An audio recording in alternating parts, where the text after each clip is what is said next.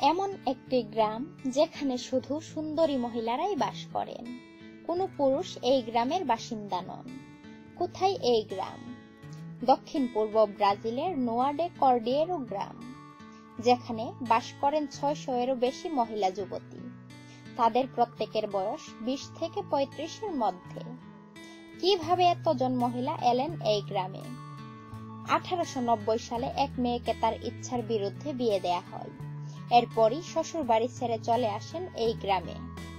এই সময় এই এলাকায় বিস্তীর্ণ ময়দান এবং একটি চার্চ ছিল।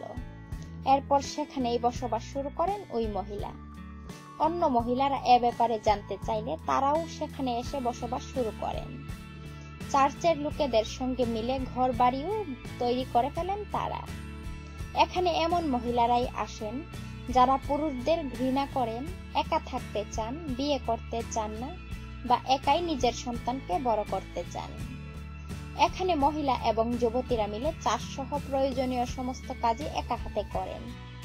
আবার কেউ কেউ নিজের পছন্দের পুরুষ সঙ্গীকে তার সঙ্গে থাকার জন্য আমন্ত্রণও জানাতে পারেন। সপ্তাহে একবার তাদের পুরুষ সঙ্গী 2 দিনের জন্য থাকতে পারেন। এই গ্রামে বসবাসকারী সকল মহিলা এবং যুবতী অত্যন্ত সুন্দরী। এখানে বসবাসকারী যুবতীরা বিবাহ উপযোগী হয়ে গেলে পুরুষ সঙ্গীর খোঁজ করেন। তবে বিয়ের পর তারা এই গ্রাম ছেড়ে যেতে চান না, তাই এমন সঙ্গীর খোঁজই করেন যারা তাদের ওই গ্রামে থাকতে দেবেন। আপাতত 600 জনের মধ্যে 300 জন মহিলা যোগ্য পুরুষদের বিয়ের প্রস্তাব পাঠিয়েছেন।